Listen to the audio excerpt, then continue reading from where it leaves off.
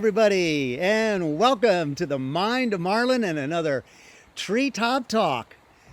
The ducks are fed, the chickens are fed, and now it's time to feed your head. This one is called Public Officials Should Be Tested. Not for COVID. Yes, they should be tested for COVID, but this is a different type of test. At age 16, anybody who wanted to drive a car had to take a mandatory test and pass it before they were given a driver's license. The test involved both a written and a driving portion, and each had to be passed. Nobody just got a pass. There was a gatekeeper making sure that you knew the double yellow line meant do not pass. Everybody has to know the rules of the road to be on the road.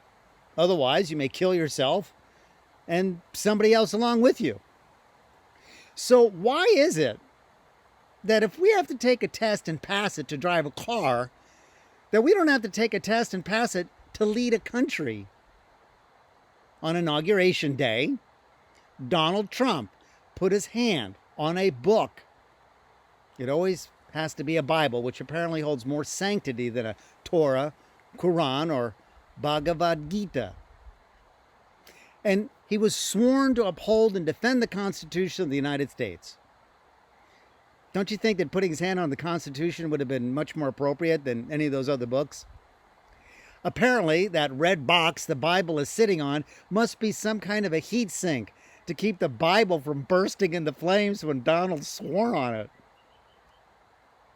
Wouldn't it stand to reason, which seems to be in short supply these days, that Donald could only defend this set of principles that we hold to be self-evident if he read it and then was tested on what he had read to be certain he understood it? Why is the most powerful man in the country not required to pass a test to drive the country as we are tested to simply drive a car? Is this simplistic thinking? We're asking him to swear to Almighty God to defend and uphold something that he doesn't understand.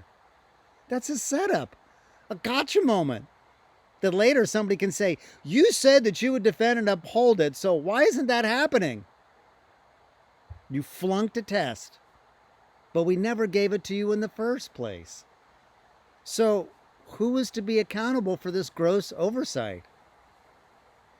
Now, people who want to become a citizen of the United States have to take a test. They will be asked 10 out of 100 questions that they have to study and answer 6 out of those 10 correctly to become a citizen. Should then POTUS be asked all 100 questions and pass with flying colors to have the honor and responsibility to defend our flying colors? Every citizen must promise to give up all prior allegiance to any other nation or sovereignty, which in Donald's case means his company's, his brand, his family's brand, or any other sideline deals with other nations or nations' leaders. He did not do that. Who out there would bet that Donald Trump could pass the basic civics test given to a high school student and applicants to become citizens? How can a person square with the fact that any man or woman can be given the responsibility to lead a nation without taking on the responsibility to even know what their job entails? Like knowing the rules of the road. In my car, I have to signal when I change lanes. I have to know not to pass a school bus that is stopped in the road. I have to turn my brights down so as not to blind the oncoming driver. I have to obey the rules of the road, and if I don't, it is simply a matter of time before I end up in a ditch and the paramedics and tow trucks are summoned. Now, I think the judiciary branch should give the test, because don't you think people who are in those robes look like they're still at a commencement exercise at a university and thusly appear more intellectual? And if the candidate for office doesn't pass, then back to the books, buddy, until they get it right. In this way, we have a little more assurance, but no guarantee that POTUS will get it right.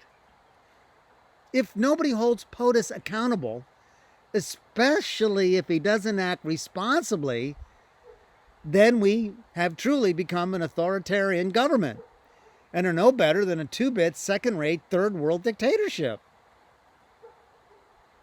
Donald has been a dictator all of his life because as the owner of a company, he is a dictator and does as he pleases whenever he pleases, and nobody can say no. It's only a matter of time before all of us realize that the man can not only not pass a civics test, but he can't pass muster either.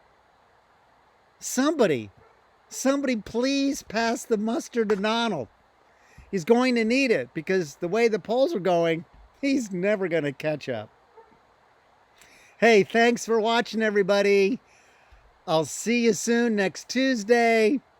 Stay safe, wash your hands, everything else, you can't be too certain. Wear your masks, love one another, be kind. And the wonderful thing about wearing the mask, when you have it over your face, nobody can tell that you've got a shit-eating grin on your face.